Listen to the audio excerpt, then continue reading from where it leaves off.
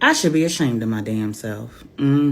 These are the adventures of a temporarily out of work wife and mother. I told y'all this is non-aesthetic mom life. And your girl has a habit of waiting until I run out of something before I wash clothes. Usually that's underwear or socks.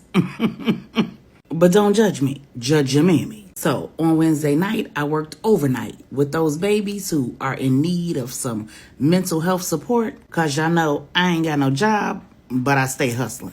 And I decided that I would come straight home and immediately get to tackling those clothes. If you notice, in the background is a basket of clean clothes that still need to be folded from the last time I washed clothes because I'd run out of something. So I'm gonna stop being lazy and go ahead and fold and put those away today. Now, I'm not promising that all these clothes are gonna get washed, dried, and folded and put away, but they'll at least get washed and dried. How about that? Y'all know I've been going through pure D hell. And one of the things that I've been doing to keep myself encouraged is making these videos.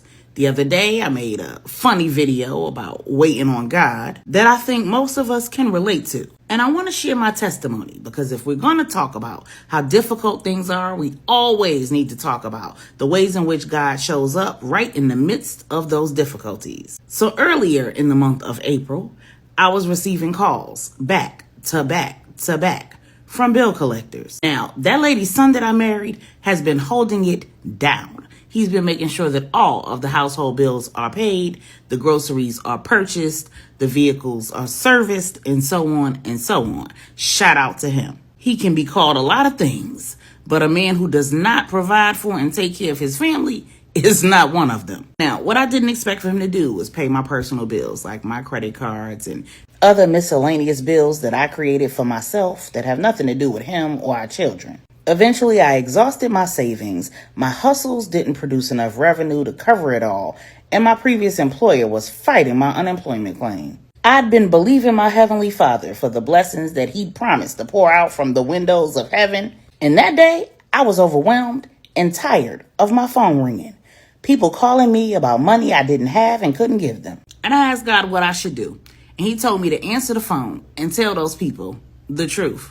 That I didn't have a job or any money and I didn't know how I was going to pay them. But that I was going through a legal process with my previous employer and that I was believing God for recompense. And in that, I was expecting a blessing before the month's end, and then I'd be able to pay them what I owed them. Now, I'm a human being, so I thought that that was absolutely ludicrous and that it would have no effect on the outcome of these calls. But I did it because obedience is better than sacrifice.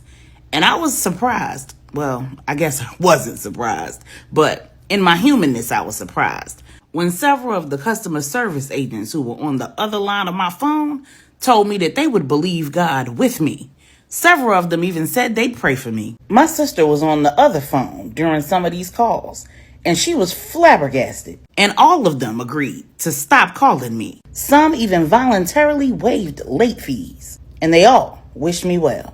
Now, I had no idea how God would do what He said He would do, but I knew that He would do what He said He would do because He is not a man that He would lie. So on the last legal day possible, I received a decision from my previous employer that I did not like. It was certainly not what I was expecting, considering what God had promised me. But as I continued to read the letter, I was pleasantly surprised that while they didn't do the right thing, they at least provided some compensation. Enough to bridge the gap and take unemployment insurance off the table, but not enough to right their wrongs. So the fight continues. I received the check, I deposited it, then I fought with the bank to get it cleared.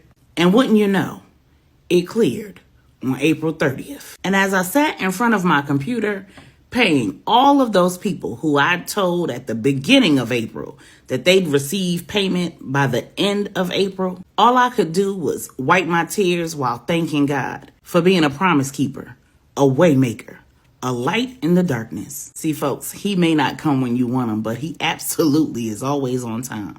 My grandmother was right. But the thing of it is, I'm not new to this.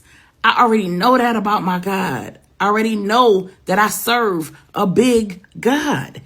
And he's been taking care of me my whole and entire life. He has never, ever let me down. And even when things don't work out in my favor, even when bad things happen, even when I'm hurt, even when my heart is broken, I still know who I can trust. And the words on that t-shirt that I just folded on the screen are true.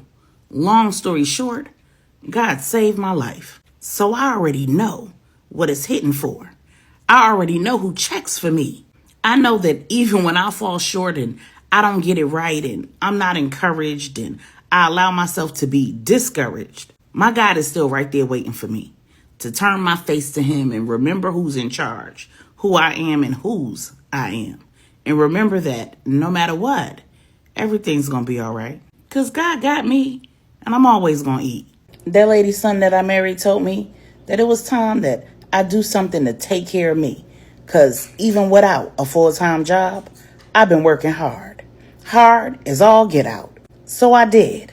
I scheduled a massage, a mobile massage through Pamper Us Mobile Massage, and made sure that I got some chores done first. So that when my massage was done, I could soak in my tub with some Skin So Soft and some Dr. Teal's. And when it was all done, your girl crashed because I was exhausted emotionally, physically, spiritually. And I slept well because there wasn't a bill in my home or in my personal accounting that was unpaid because God did. And before you ask God for anything, thank him for everything.